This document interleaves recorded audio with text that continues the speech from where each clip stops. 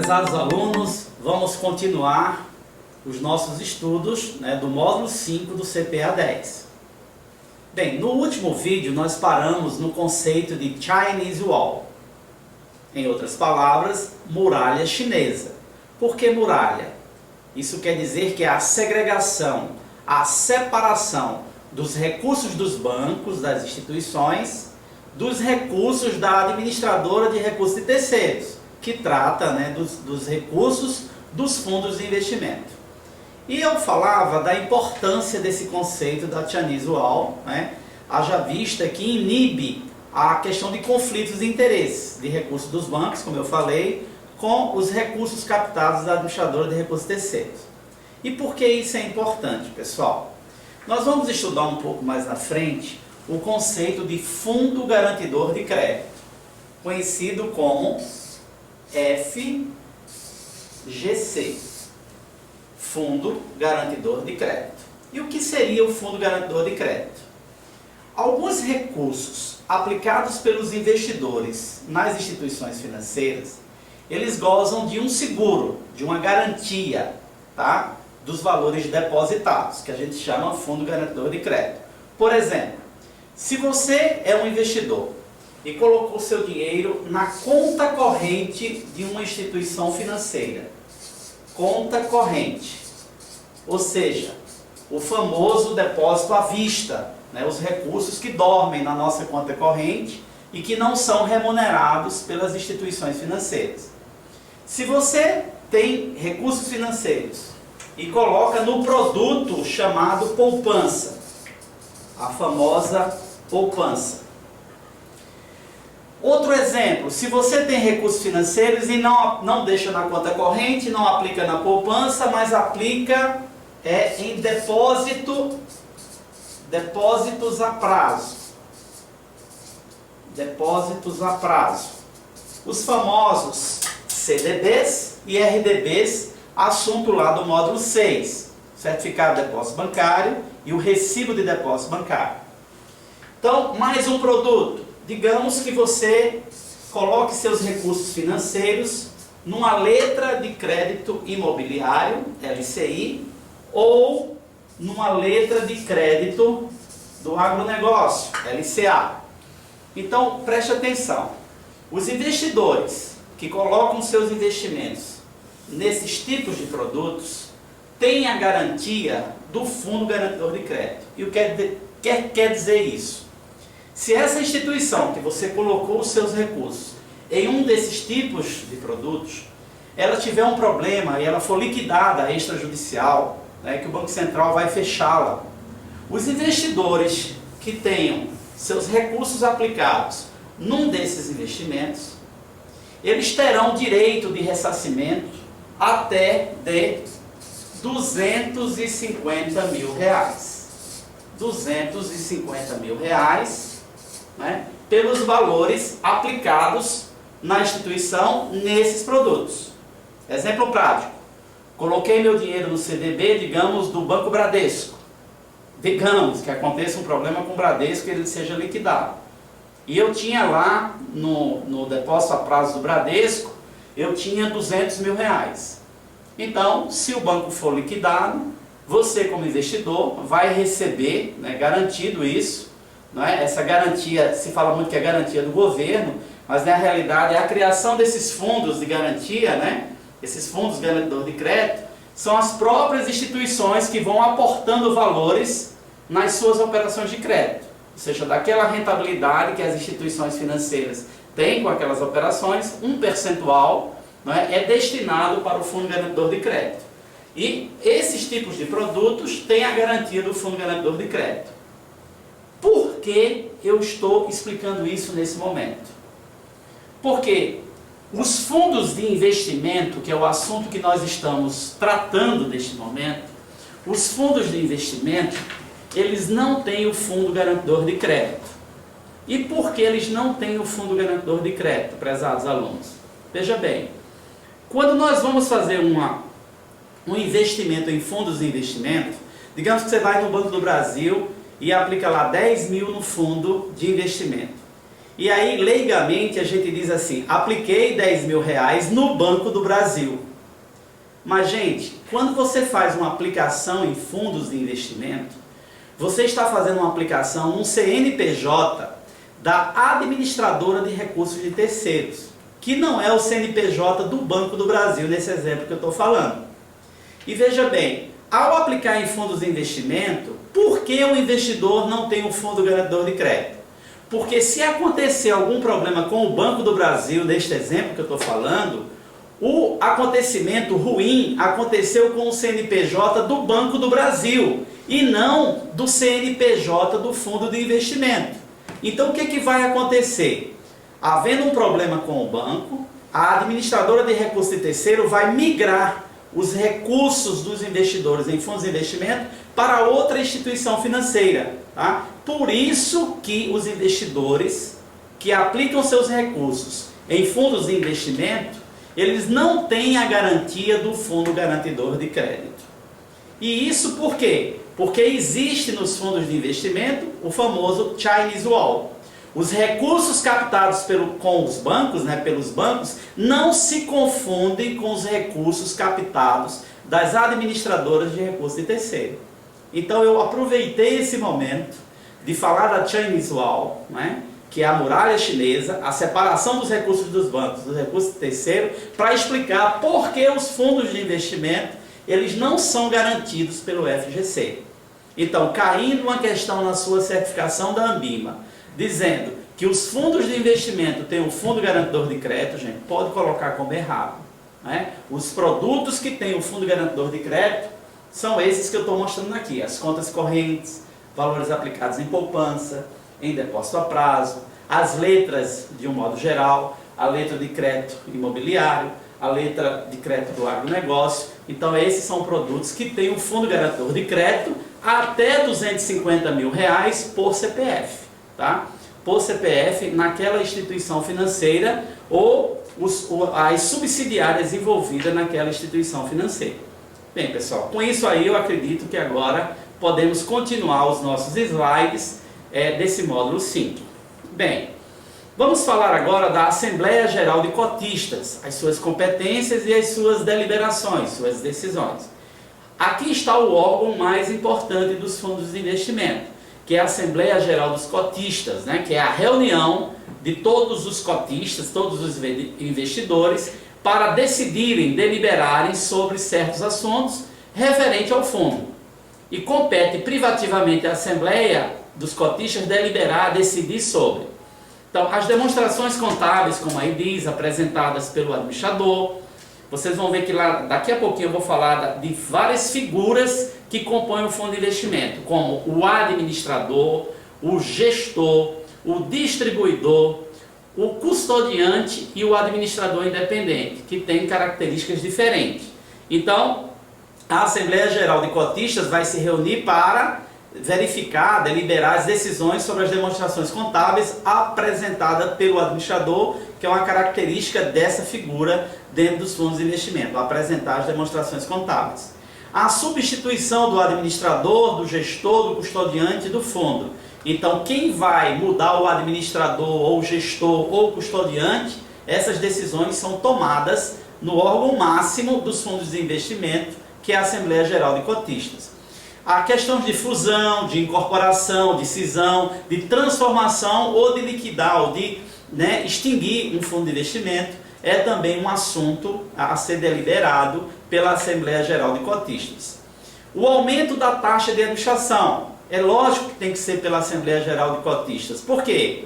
Quando o investidor resolve adquirir um fundo de investimento, lá nas suas lâminas, nos seus regulamentos de apresentação desse fundo de investimento, está lá divulgado a taxa de administração, que é um custo para o investidor. Se ele decidiu fazer aquela aplicação de fundo de investimento porque a taxa de administração era razoável, era baixa, não pode de uma hora para outra o fundo de investimento mudar essa taxa de administração, elevar ela de modo que prejudique o investidor. Se isso tiver que acontecer, vai acontecer numa Assembleia Geral de Cotistas. Entretanto, se o administrador quiser reduzir a taxa de administração, ou seja, diminuir, Se você entrou no fundo de investimento que a taxa de administração era 3% ao ano e ela passou para 2,5% ou para 2%, uma decisão de baixa, de queda, essa decisão não precisa da Assembleia Geral de Cotistas, basta o administrador fazer isso, porque ela não vai levar, né, algum prejuízo, né, algum aumento de despesa. Pelo contrário, a baixa da taxa de administração vai beneficiar o investidor e não prejudicá-lo. Se vai beneficiar, o administrador ele pode tomar essa decisão, né, de redução de taxa de administração sozinho, sem Assembleia. Mas para o aumento da taxa de administração tem que ser através da Assembleia. O que a Assembleia também decide? Sobre a alteração da política de investimento do fundo. Isso é importantíssimo, gente. Olha, todo fundo ele tem um objetivo, que seria o parâmetro de meta, né? O que ele pretende atingir, qual é o objetivo da formação daquele fundo, né? Que a administradora de recursos terceiros vai explicar isso à CVM, porque é a CVM que fiscaliza, né, a questão dos fundos de investimento. Vai explicar para a Ambima, né, vai apresentar qual é o objetivo desse fundo. E, além do objetivo, o administrador de fundos de investimento ele vai ter que explicar a política de investimento. De que forma, não é, o fundo de investimento vai atingir os seus objetivos. Então, a política de investimento seria a estratégia, o caminho para se atingir o objetivo. Então, uma alteração na política de investimento, né, a forma que ele vai trabalhar, se vai ter uma gestão ativa, uma gestão passiva, que tipo de riscos esse fundo de investimento pode assumir, não é? Quais são as taxas de administração que ele vai trabalhar com os seus investidores. Então, política de investimento, se vai ser alterada, gente, apenas pela decisão da Assembleia Geral de Cotistas. É uma coisa muito importante. A emissão de novas cotas, vai ser emitida novas cotas no caso de fundo fechado, vamos ver mais na frente a diferença de fundos abertos e fundos fechados. Vai ser amortizado cotas, né, caso não esteja previsto no regulamento, né, vai ter uma amortização, vai tirar cotas de circulação. Essa decisão tem que ser através da Assembleia Geral de Cotistas. Alteração no regulamento, né, um regulamento importantíssimo. O regulamento é tudo que compõe o fundo de investimento, que está registrado em cartório. Se vai fazer alguma alteração no regulamento, é lógico que tem que ser por deliberação, por decisão da Assembleia Geral de Cotistas. Bem, como é que se reúne, né? Como é que é feita as reuniões da Assembleia Geral de Cotistas, né? É encaminhado, como aí diz no slide, uma correspondência para cada cotista, com pelo menos 10 dias de antecedência para a data da realização da Assembleia Geral. Podem convocar a Assembleia Geral dos fundos os cotistas ou grupos de cotistas que detenham no mínimo 5% das cotas emitidas do fundo. É lógico que o administrador pode fazer a convocação da Assembleia, a própria Assembleia pode fazer a convocação para a reunião, mas também os cotistas que tenham no mínimo 5% das cotas do fundo. A Assembleia Geral é instalada com a presença de qualquer número de cotistas. Bem, a Assembleia Geral de Cotistas ela pode ter dois tipos de reunião. A Assembleia Geral Ordinária, né, que vai decidir anualmente as demonstrações, né, deliberar sobre as decisões das demonstrações contábeis, deve ocorrer até 120 dias após o encerramento do exercício, né, que normalmente termina no dia 31 de dezembro. Então, até 30/4 é feita a Assembleia Geral Ordinária. Todo ano existe a Assembleia Geral Ordinária. E ela pode ser realizada, né, depois que foi divulgadas as demonstrações, num prazo mínimo de 30 dias, ou seja, os cotistas eles vão ter 30 dias para analisar as demonstrações antes da realização da Assembleia Geral Ordinária. Tá? Então, essas demonstrações contábeis que vão ser deliberadas na Assembleia Geral Ordinária, elas deverão ser auditadas, né? Porque dentro dos fundos de investimento, nós vamos ver que existe a figura do auditor independente, né? Que vai dar a chancela sobre a normalidade apresentada pelo fundo de investimento das demonstrações contábeis. Bem, qualquer outro tipo de decisão, né? Tipo fusão, incorporação, destituição do administrador, do gestor, será realizado em outro tipo de assembleias, que a gente costuma chamar da Assembleia Geral Extraordinária. Bem, Quais são agora, vamos ver agora, não é, nos fundos de investimento, quais são os direitos e as obrigações dos cotistas, ou seja, dos investidores, não é, que aplicaram seus recursos em fundos de investimento. Como as aplicações em fundo de investimento, o investidor ele adquire cotas, né, o investidor em fundos de investimento é chamado de cotistas. Então está aí o que deve ser informado ao cotista, ao investidor nos fundos de investimento. O objetivo do fundo, né, que eu já falei, muito importante, são os parâmetros, qual é a meta, qual é o objetivo desse fundo de investimento, a sua política de investimento. Essa política de investimento hoje ela é retratada num formulário chamado de Formulário de Informações Complementares, é lá onde está as informações mais relevantes que estão contidas dentro do objetivo do fundo. Tá? As taxas de administração têm que ser divulgadas, tem que ser informada aos cotistas. É lógico que a taxa de administração ela afeta a rentabilidade de um fundo de investimento e as demais taxas, né, que porventura esse fundo de investimento tenha, as despesas, né, que são cobradas, tudo isso deve ser informado aos cotistas. Bem, a questão das condições de emissão e resgates de cotas, né, qual é o prazo o período, o prazo que vai valer a minha aplicação, se é no momento que eu aplico, que eu chamo de D0, ou se a cota só vai prevalecer nessa aquisição, a cota de um dia depois, D+1. A mesma coisa para os resgates, se os resgates é em D0 no momento que eu peço, ou é em D+1, D+2, né, do dia que você fez o pedido de aplicação ou de resgate. Tudo isso são informações que os cotistas, que os investidores em fundos têm que receber. O prazo de carência, caso tenha, nós sabemos que a maioria dos fundos de investimentos apresentados, ofertados no mercado financeiro, são fundos abertos sem carência. Mas existem alguns fundos que o investidor, ao aplicar os seus recursos financeiros, ele tem que ter um prazo de carência para pedir resgates. Nós vamos ver um pouquinho isso mais na frente. Bem, os critérios de divulgação da informação, todos esses detalhes são relevantes, são importantes e que devem ser informados ao cotista. Se for contratado de terceiros, né, se for contratado para administrar os recursos de terceiro um gestor, se o administrador contratar um gestor, ele também deve ser informado aos cotistas. E como eu expliquei agora, agora eu expliquei para vocês, o slide fala aí que os fundos de investimento não contam com a proteção do fundo garantidor de crédito que eu expliquei no início desse slide. Bem, uma coisa muito importante, pessoal, que tem que ser divulgada ao cotista, ao investidor em recursos de fundos de investimento, é que rentabilidade passada não garante rentabilidade futura. Eu digo para vocês o seguinte, eu antes de fazer qualquer aplicação de investimento, em qualquer tipo de investimento, eu costumo olhar a rentabilidade passada. Eu tenho essa mania de olhar a rentabilidade passada para ter um conforto, para saber se esse fundo, se esse investimento vem dando uma rentabilidade legal. Mas eu tenho ciência, eu tenho convicção que a rentabilidade apresentada no passado não garante a rentabilidade futura. Então a gente, como profissionais do mercado financeiro, devemos dar essa informação a todos os cotistas.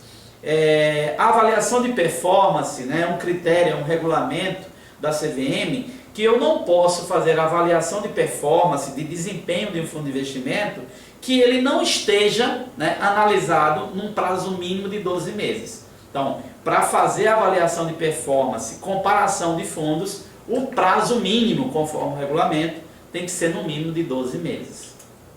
Bem, o cotista deve ter acesso ao seu regulamento e ao prospecto. É claro que o prospecto hoje, a gente não está falando mais no prospecto. Eu trocaria aí a palavra prospecto por lâmina. A partir de 2012, né? Essa questão de prospecto mudou muito para a lâmina. O que é a lâmina? São as informações essenciais, né? Os dados mais relevantes previstos no regulamento. Então hoje a gente, se pegar a legislação, nós não falamos muito em prospecto. Então eu gostaria que vocês aí, quando estivesse lendo prospecto, lesse mais a questão de lâmina. É o nome hoje que é dado. Isso foi uma instrução da CVM de 2012. Bem, o cotista também deve ser informado do patrimônio, né? Qual é o volume de recursos captado. Eu, como investidor, eu gosto muito de olhar isso, né? Qual é o patrimônio do fundo? Porque quando eu noto que é um fundo de investimento que tem um patrimônio muito elevado, isso é um sinal que muitos investidores estão acreditando nesse tipo de produto e isso me dá uma certa garantia, né? Então, o valor do patrimônio deve ser informado, o valor da cota, lógico que tem que ser informado, né? Que é a fração mínima, né? Do patrimônio líquido do fundo de investimento, a rentabilidade do mês, né? A rentabilidade no mês e a rentabilidade no ano. Todos esses tipos de informações o investidor deve ter. E, principalmente para quem entende um pouco, né? A gente sabe que os leigos não gostam de olhar isso, ou não conhecem isso, mas para quem conhece esse mercado de fundo de investimento, a composição da carteira de um fundo é muito relevante. É lá que eu vou saber aonde o administrador de recursos está distribuindo os recursos captados dos cotistas no mercado. Então a composição da carteira diz se o fundo está investindo mais em títulos públicos federais, se ele está investindo mais em títulos privados, se ele está investindo mais, digamos, no mercado internacional, no mercado do exterior, se ele está aplicando mais em títulos da dívida soberana, né? A nossa dívida externa do Brasil. Enfim, a composição de carteira te dá uma noção de onde está distribuídos os recursos captados pelo administrador. Então essa informação é relevante e ela deve ser dada ao cotista. Bem, e o cotista também deve receber mensalmente os extratos, é lógico, né? Como é que foi o desempenho das suas aplicações em fundo de investimento. Anualmente também recebe o demonstrativo para a questão da declaração do imposto de renda, né? O número de cotas possuídas e o valor de cada cota. Isso são informações relevantes para a nossa declaração do imposto de renda pessoa física. Bem, agora vamos ver quais são as obrigações dos cotistas, né? Então, o cotista ele deve ser informado, né, das suas obrigações. Ele deve estar ciente. Lembram?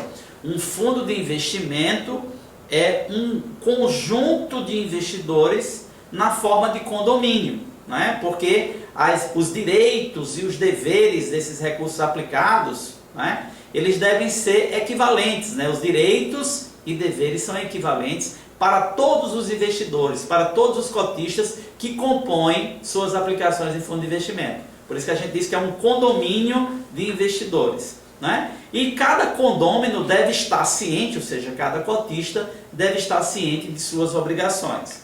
Então, o cotista poderá ser chamado a aportar recursos no fundo nas situações em que o patrimônio líquido do fundo se tornar negativo. Gente, você pode estar perguntando, o que é isso? Quer dizer que no fundo de investimento, eu como investidor, eu posso ser chamado a aportar mais recursos, a colocar mais dinheiro em função de um desempenho ruim? Sim, sim. Mas claro que não para todos os tipos de fundos de investimento. Então, se você fez uma aplicação no fundo de investimento alavancado, ou seja, o fundo de investimento que ele aplica no mercado mais do que o seu patrimônio líquido, tá? Mais do que os seus ativos formados, você está correndo um risco acima do patrimônio. Se der algum problema errado, você como cotista desse fundo pode ser chamado a aportar recursos. É lógico que esse tipo de investimento é só para investidores com um perfil, né? Um perfil de aplicadores agressivos. E existe isso? Existe. Existem aqueles investidores que eles pretendem ter uma rentabilidade melhor, ganhar mais dinheiro, né? Consequentemente correndo mais riscos. E isso é avisado, né? Nas lâminas, né? Nas informações relevantes do fundo, isso é obrigatoriamente informado pelo administrador aos seus investidores. É lógico que um investidor conservador,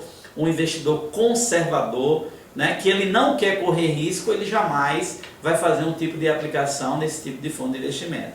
Então o cotista pagará a taxa de administração sempre. A taxa de administração é uma despesa obrigatória, independentemente se o fundo de investimento deu lucro ou prejuízo. A taxa de administração é uma despesa, né, para pagamento dos administradores, né, do administrador de recurso terceiro, como algumas despesas que o fundo normalmente tem, como impostos, impressão de regulamento, emissão dos extratos de demonstração do imposto de renda. Então são despesas que são cobradas dentro da taxa de administração. Observar as recomendações de prazo mínimo também é uma obrigação dos cotistas, né? Saber que tem prazos mínimos de resgate, que a gente chama fundos, né? Que tem prazo de carência. Então ele saber que ao aplicar um determinado fundo, ele corre o risco de só poder tirar aqueles recursos após o prazo de carência, ou se tirar antes, perder a rentabilidade. Os riscos envolvidos que ele pode incorrer nesse tipo de aplicação. E é também a obrigação dos cotistas comparecer nas Assembleias Gerais. É lógico que comparecem a essa Assembleia os grandes investidores, né? Na maioria dos investidores que têm uma participação mínima no patrimônio líquido, eles não comparecem às assembleias. Mas os grandes cotistas de fundos, normalmente eles comparecem nas assembleias, né, para a questão das deliberações sobre as demonstrações contábeis, como a gente acabou de falar. Bem, o cotista também deve a obrigação de manter os seus dados atualizados, os seus dados cadastrais, é lógico, né? Porque o administrador ele vai ter que mandar extratos, né, vai ter que convocar para as assembleias e ele deve manter o cadastro atualizado. Agora, pessoal, essa parte aí, assinar o termo de adesão, ela é muito importante. Olha, gente, quando nós, profissionais financeiros, estamos trabalhando numa instituição financeira e na hora que você consegue convencer, né, digamos que o investidor aceitou aquele fundo de investimento, ele faz o aporte de recursos no fundo de investimento, é obrigação do profissional financeiro pegar a assinatura do termo de adesão, né? Ou seja, o investidor vai ter que estar dizendo para a instituição financeira que ele está ciente do regulamento, do prospecto, que agora a gente chama de lâmina, tá? A lâmina, que são as informações essenciais, da política de investimento e dos riscos envolvidos naquela aplicação.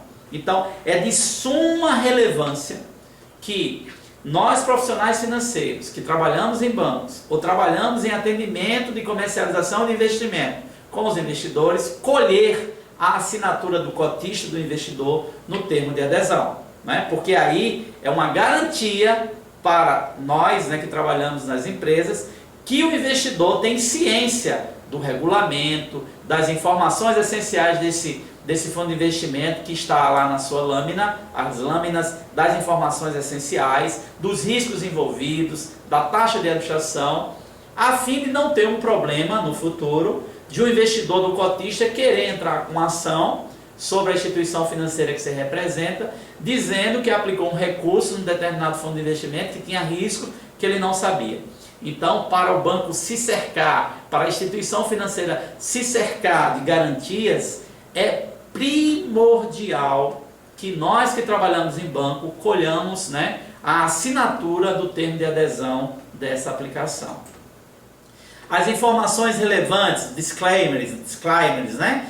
Disclaimers, você tem que informar, né, você como administrador de recurso terceiro, tem que passar para o cliente todas as informações essenciais, todos os fatos relevantes, de forma concisa, simples e transparente. É isso, tá? Isso é a obrigação de quem trabalha com fundo de investimento. E mais uma vez eu dou ciência de pegar a assinatura do termo de adesão, já explicado anteriormente. Bem, é obrigação do administrador do fundo de investimento, é dever do administrador do fundo de investimento, e aí eu tenho uma série, né, de obrigações do administrador perante os cotistas, perante os investidores. No caso de fundos abertos, ou seja, aqueles fundos que você pode aplicar recursos e resgatar recursos livremente a qualquer momento. Nesse tipo de fundos de investimento, chamado fundos abertos, é obrigação do administrador divulgar o valor da cota do patrimônio líquido, tá?